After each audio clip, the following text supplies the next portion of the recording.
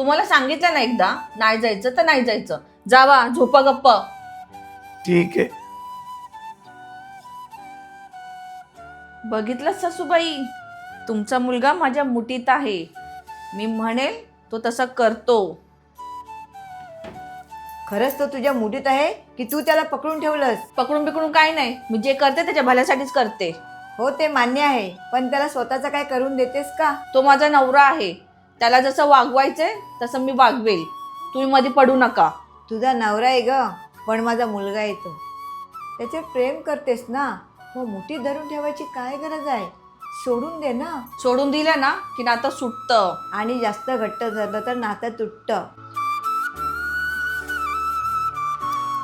पण आई, मला भीती वाटते.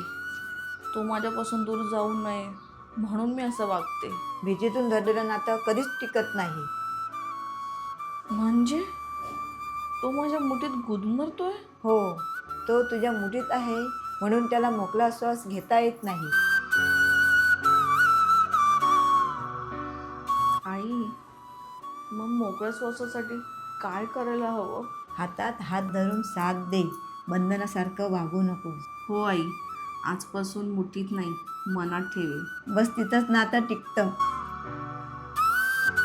अहो, तुम्हाला जिकडे जायचं तिकडे जाऊ शकता.